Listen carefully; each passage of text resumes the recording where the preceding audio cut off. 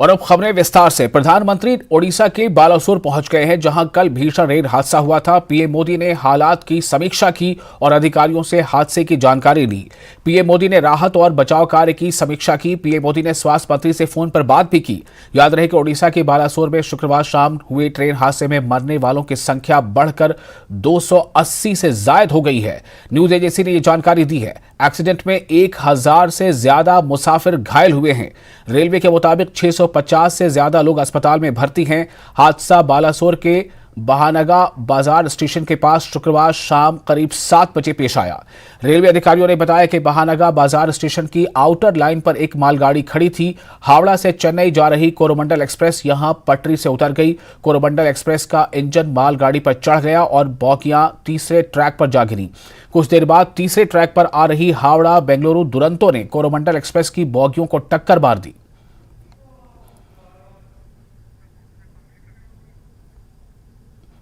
तो इस तरह से 3 ट्रेनें आपस में टकरा गईं और 3 ट्रेनों के आपस में टकराए जाने के बाद ये भीषण हादसा जो है उसके नतीजे में 280 से ज्यादा लोगों की जानें चली गई हैं। बहुत बड़ा सवाल खड़ा हुआ है रेलवे की सुरक्षा को लेकर।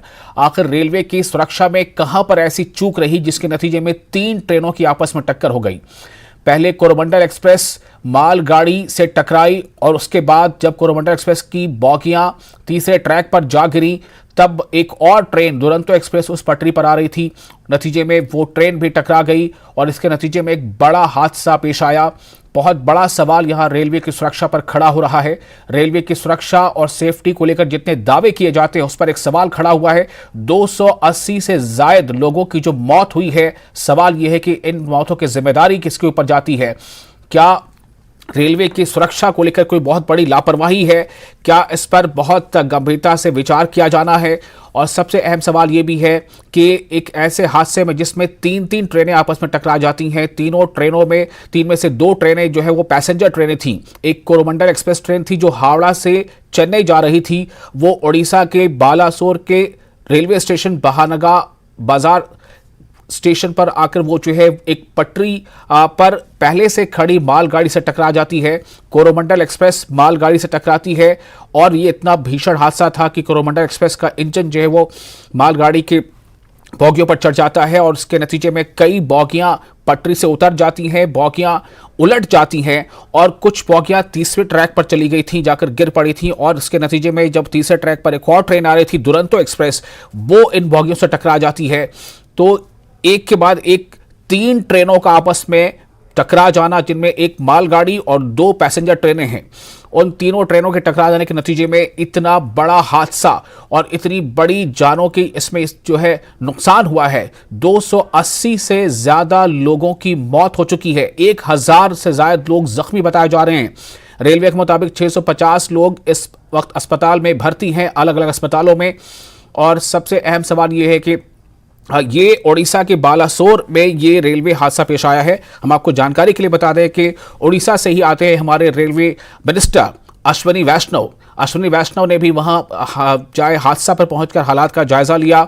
और आज जो आप तस्वीरों में देख पा रहे हैं, खुद प्रधानमंत्री नरेंद्र मोदी दुर्घटना स्थल पर पहुंचे। उन्होंने हालात का जायजा लिया, अधिकारियों से बातचीत की और प्रधानमंत्री नरेंद्र मोदी ने स्वास्थ्य मंत्री से भी फोन पर बात की। तो ये आप देख सकते हैं किस तरह से बोगियां बिखरी पड़ी हैं। आप तस्वीरों में देखिए, कई ट्रैक हैं जो इससे डिस्टर्ब हो चुके हैं और उसके नतीजे में पहले कोरोमंडल एक्सप्रेस टकराती है गुड्स ट्रेन से। उसके बाद कोरोमंडल एक्सप्रेस की बोगियां जो बिखर गई बिल्कुल। उसके बाद दुरंतो एक्सप्रेस ट्रेन आ रही थी, वो इन बोगियों से टकरा जाती है और कुल मिलाकर ये हादसा इतना बड़ा हो जाता है। रेलवे की सुरक्षा पर एक बहुत बड़ा प्रश्न चिन्ह लग चुका है और इसको लेकर अब सवाल खड़े हो रहे हैं कि अक्सर ये दावे किए जाते रहे हैं कि एक ही पटरी पर 2 ट्रेनें एक साथ आकर टकरा कैसे जाती हैं। क्या उसका कोई सिस्टम ऐसा नहीं डेवलप किया जा सका जिससे पता चल सके इस ट्रैक पर आगे एक ट्रेन खड़ी है? कैसे कई ऐसे सवाल हैं जिसकी समीक्षा की जाएगी और इसीलिए प्रधानमंत्री नरेंद्र मोदी खुद दुर्घटना स्थल पर पहुंचे। उनके साथ रेलवे मिनिस्टर भी मौजूद थे, अश्विनी वैष्णव, जो खुद ओडिशा से ही आते हैं। तो वहां पर ये अब हालात की समीक्षा की जा रही है और किन परिस्थितियों में यह हादसा पेश आया इसको जानने की कोशिश हो रही है। इसको लेकर एक गहन जांच होगी और जांच के बाद ये पता चल पाएगा कि आखिर कहां पर फॉल्ट था, किसकी गलती थी, किस वजह से इतना बड़ा हादसा पेश आया। कल शाम करीब 7 बजे उड़ीसा के बालासोर में यह हादसा पेश आया है। पहले जो ट्रेन कोरोमंडल एक्सप्रेस है जो हावड़ा से यानी कोलकाता से खुली थी, उसे चेन्नई जाना था, वो ट्रेन उड़ीसा के बालासोर के पास पाहनगा स्टेशन रेलवे स्टेशन जो है वहां पर वो बैलगाड़ी से टकराती है, जिसके नतीजे में बोगियां पटरी से उतर जाती हैं और कई बोगियां जो है वो चढ़ जाती हैं बैलगाड़ी पर, जबकि कुछ बोगियां तीसरे ट्रैक पर चली जाती हैं और उसी ट्रैक पर आने वाली दुरंतो एक्सप्रेस फिर हादसे का शिकार होती है, जिसके नतीजे में इतना बड़ा हादसा पेश आया और इतनी जानें चली गई। 280 से ज्यादा लोगों की मौत हो चुकी है, 1000 के आसपास लोग घायल बताए जा रहे हैं। और ये जो तस्वीरें इस वक्त अभी आप देख रहे हैं, नरेंद्र मोदी प्रधानमंत्री अस्पताल भी वो पहुंचे और अस्पतालों में भी वहां पर उन्होंने अस्पताल पहुंचकर इस तरह से वहां पर जो व्यवस्था बनाई गई है। और इस वक्त हमारे साथ फोन लाइन पर जुड़ चुके हमारे संवाददाता जिनका नाम है सेनापति। आप हमें बताएं कि इस वक्त क्या स्थिति वहां पर है और क्या तमाम जो राहत बचाव कार्य जो चल रहा था वो अभी भी जारी है क्या? जी देखिए, आप जैसे बोल रहे थे कि कुछ देर पहले प्रधानमंत्री आए थे जो स्पॉट घटना स्थल को, उसके बाद वो हॉस्पिटल भी गए थे, जो पेशेंट ट्रीटमेंट हो रहे हैं उनके साथ बात भी किए। देखिए अभी उधर की कार्य देखेंगे तो काम खत्म होने का है, लेकिन अभी तक चल रहा है क्योंकि और भी कुछ लोग फंसे होने की एक आशंका किया जा रहा है। ट्रेन के अंदर नहीं, लेकिन ट्रेन के नीचे हो सकता है कुछ अब जो डेड बॉडी रह गया हो। इसलिए जो अभी देखेंगे तो जो क्रेन के जो बड़े बड़े क्रेन से वो डिब्बे को अलग किया जा रहा है और उसके नीचे क्या है वो चेक किया जा रहा है और 1-2 घंटे में ये पूरा खत्म हो जाएगा, जो बोला जा रहा है। जो हायर अथॉरिटी ये बोल रहे हैं कि 1-2 घंटे में ये पूरा ऑपरेशन, रेस्क्यू ऑपरेशन खत्म हो जाएगा और उसके बाद ये पूरा फिगर आ जाएगा कितने लोगों को की मौत हुई है इस घटना में, कितने लोग इंजर्ड हैं, ये पूरा फिगर आ जाएगा। लेकिन अभी ज्यादातर हम देखेंगे जो जनरल डिब्बे था जो इंजन के पास था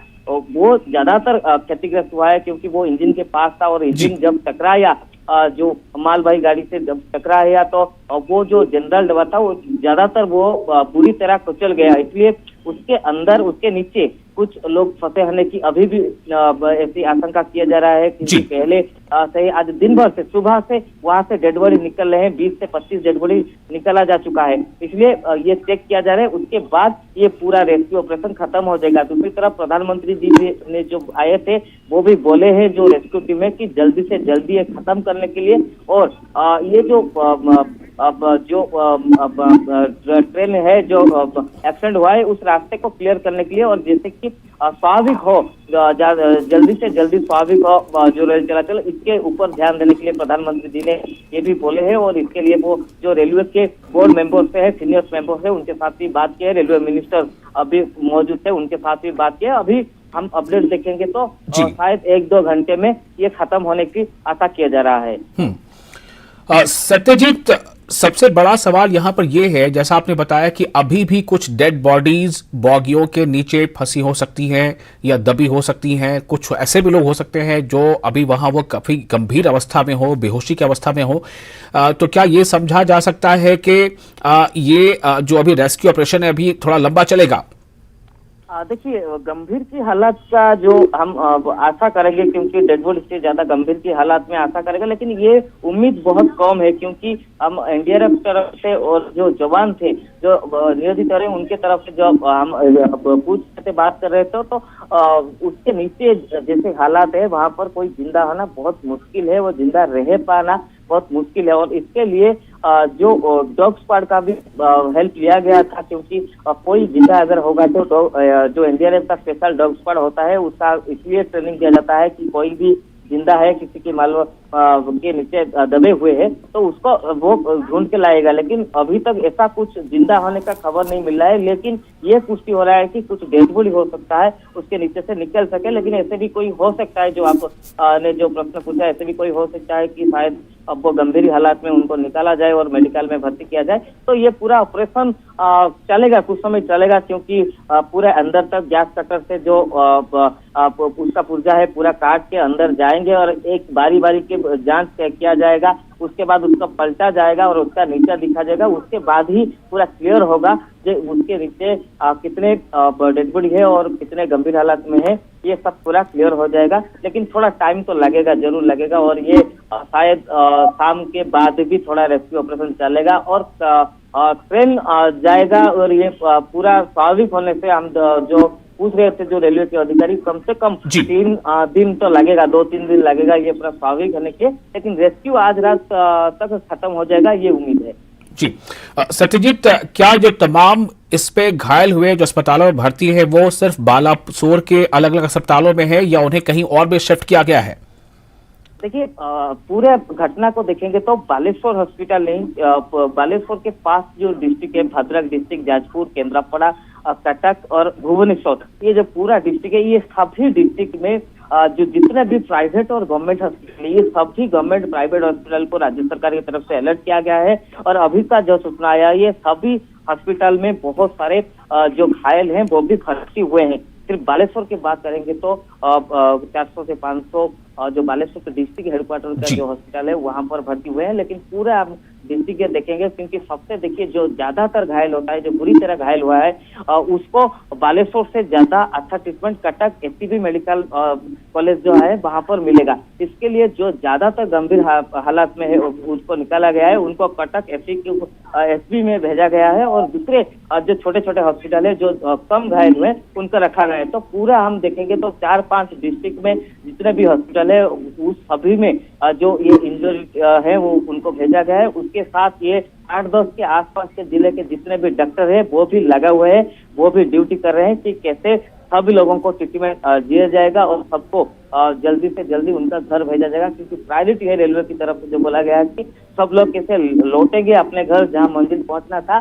तो उनको तक पहुंचाने तक पूरा दायित्व रेलवे ले रहा है। इसलिए अभी तक रेस्क्यू ऑपरेशन चल रहा है और रेस्क्यू ऑपरेशन खत्म होने के बाद पता चलेगा अजय कितना लोग का डेथ हुआ है, कितना लोग घायल पूरी तरह हुए हैं। लेकिन ट्रीटमेंट देखेंगे तो 5-6 डिस्ट्रिक्ट में जितने भी हॉस्पिटल है ये सभी में चल रहा है।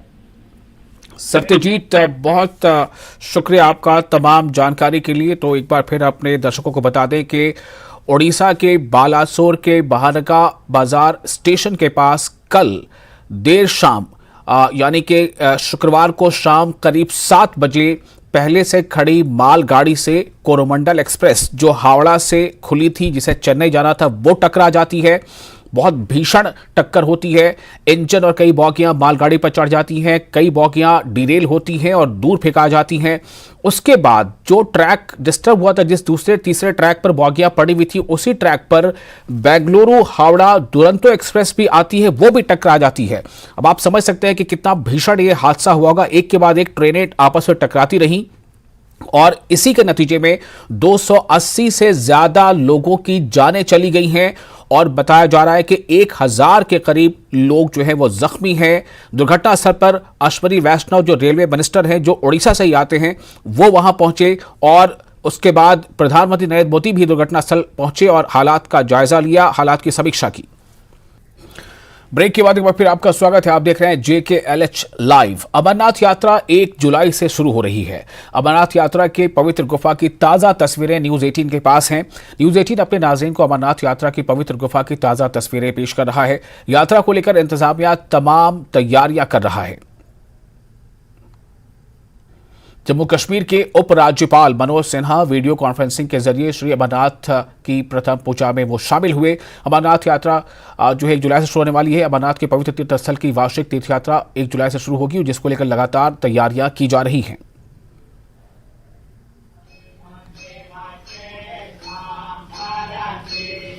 ज्येष्ठ पूर्णिमा के दिन बाबा बर्फानी बाबा अमरनाथ जी की प्रथम पूजा प्रारंभ हुई। 1 जुलाई से देश भर के श्रद्धालु इस पवित्र यात्रा के लिए आएंगे। श्री अमरनाथ श्राइन बोर्ड यात्रा को सुगम बनाने के लिए हर कोशिश कर रहा है। जम्मू कश्मीर प्रशासन भी उस व्यवस्था को समुचित ढंग से चलाया जा सके, इसकी पूरी तैयारी में है और यात्रा 31 अगस्त रक्षाबंधन के दिन समाप्त होगी। मैं जम्मू कश्मीर के सभी निवासियों से भी निवेदन करना चाहता हूं, जिस तरह से यहाँ के स्थानीय निवासी हर वर्ष इस यात्रा में अपना पूरा सहयोग देते हैं, इस साल भी पूरा सहयोग देंगे और मैं उम्मीद करता हूं कि देश भर के जो श्रद्धालु आएंगे वो एक अच्छा अनुभव लेकर के जाएंगे। स्वाभाविक रूप से जब यात्री आते हैं तो स्थानीय लोगों को भी रोजगार के बहुत सारे अवसर उपलब्ध होते हैं। मैं समझता हूं कि यात्रा में जितने ज्यादा से ज्यादा श्रद्धालु आएंगे, यहाँ के लोगों की इकोनॉमी और बढ़ेगी। तो अगर रोड की बात करें, रोड सब ठीक है अभी? और रोड, ये सच है कि इस साल बर्फबारी बहुत हुई है, लेकिन बीआरओ ने काफी अच्छे ढंग से काम किया है और मैं उम्मीद करता हूं कि आने वाले कुछ दिनों में रोड पूरी तरह से ठीक हो जाएगा। और इस वक्त हमारे साथ जुड़ चुके हमारे रिपोर्टर मुदस्सिर ज्यादा जानकारी के साथ। मुदस्सिर, क्या तैयारियां हैं, किस लेवल की तैयारी चल रही है, चूंकि 1 जुलाई से अमरनाथ यात्रा की शुरुआत होगी?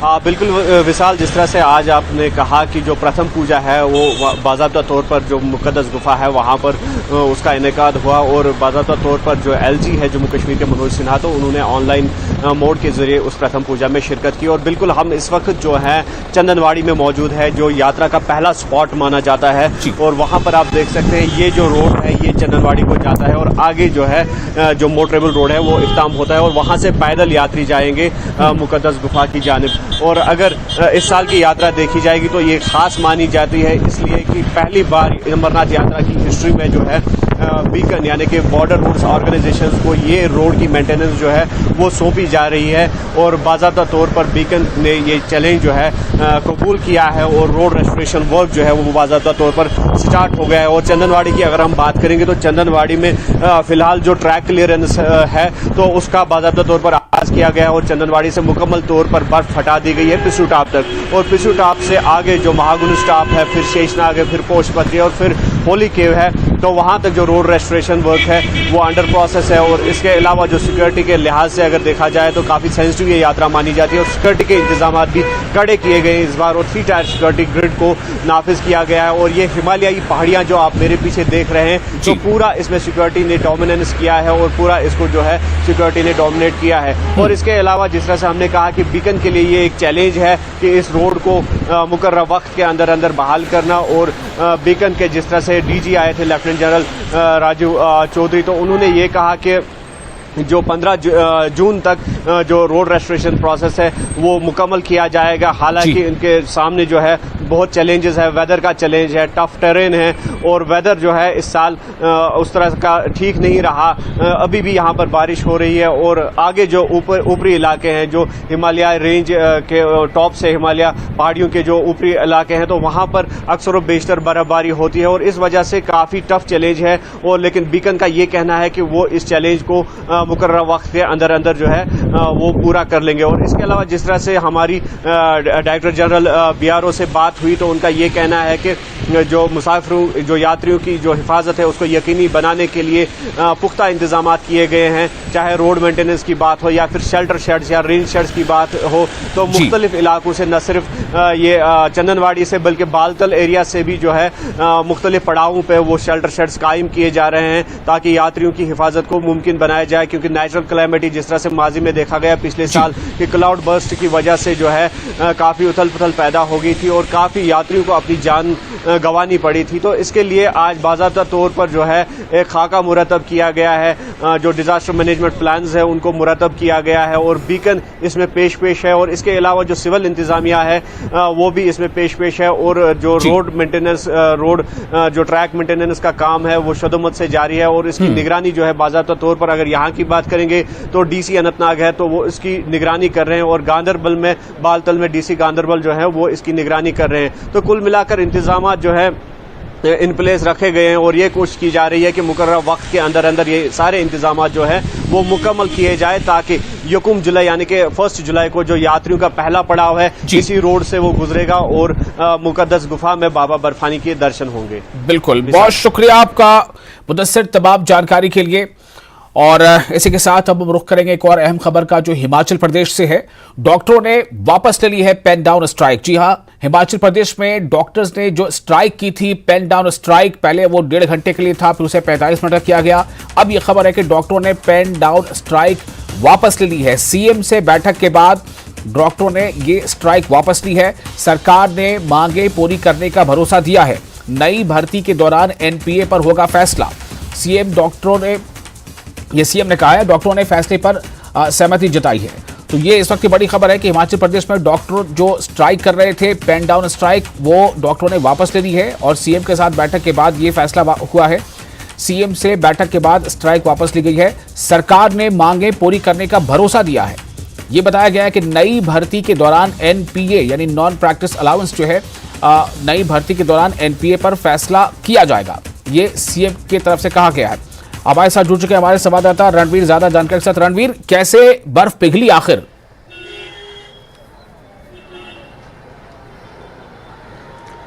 जी हाँ, देखिए, एक तो जैसे हम लगातार इस पर आज चर्चा कर रहे हैं कि 6 दिनों से ये जो पेन डाउन स्ट्राइक थी, हालांकि पहले ये 1.5 घंटे की थी, फिर जो है इसको पौना घंटा कर दिया गया था बातचीत के बाद।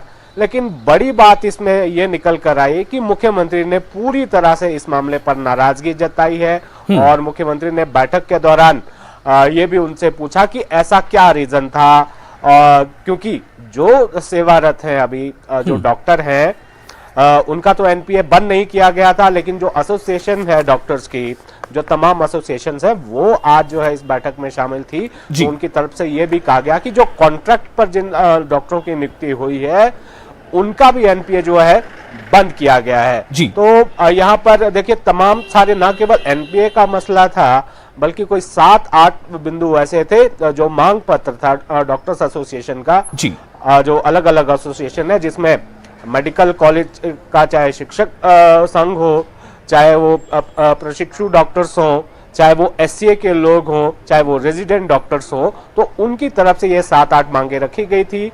और उसमें मुख्यमंत्री ने ये कहा है कि उनके साथ जो बातचीत हुई है, जो भरोसा उन्हें दिया गया है, हिमाचल सरकार की जो आर्थिक स्थिति है, हिमाचल की जो आर्थिक स्थिति है, उसके बारे में भी डॉक्टर के साथ चर्चा की गई है। तो ये सहमति बनी है कि जो मांगे डॉक्टरों की जायज है, उन्हें तुरंत मान लिया जाएगा और आने वाले समय में बाकी मांगे भी पूरी की जाएंगी। जो एनपीए वाला वो है, नॉन प्रैक्टिस अलाउंस की जो बात है, जो बड़ा मसला था, उसको लेकर मुख्यमंत्री ने ये आश्वासन दिया है कि जब डॉक्टरों की भर्ती होगी, उस वक्त राज्य सरकार इस मामले पर, इस फैसले पर तो फिर से विचार करेगी। तो कुल मिलाकर ये निकला कि जो अभी जो पेन डाउन स्ट्राइक थी, वो वापस ले ली है सभी डॉक्टर्स ने, और इसमें सहमति जो है दोनों पक्षों में हुई है। जो भी मुद्दे थे, जो 7 मैंने पहले बताया कि 7 बिंदु थे,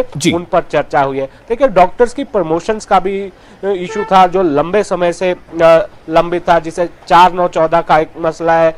4 साल के बाद कुछ लाभ मिलते हैं, फिर 9 साल के बाद, फिर 14 साल के सेवा काल के बाद, वो भी लंबे समय से वो भी इशू चल रहे हैं। और मेडिकल कॉलेज को लेकर, फैकल्टी को लेकर बहुत सारी समस्याएं थी। वो सारे मुद्दों पर जो है आज चर्चा हुई है, काफी लंबी, करीब जो है ये मानकर आप चले कि 1:45 बजे से बैठक शुरू हुई, तो 2:30 बजे तक जो है ये बैठक चली है। तो कुल मिलाकर सरकार के लिए राहत की थोड़ी खबर है कि जो पेन डाउन स्ट्राइक थी, वो वापस डॉक्टर्स ने ले ली है। जी बिल्कुल, तो सरकार के लिए भी, और खास तौर से जो मरीज जिन्हें इसको लेकर परेशान होना पड़ रहा था, उन्हें बहुत बड़ी ये राहत है और ये मामला अब आगे की तरफ बढ़ गया है।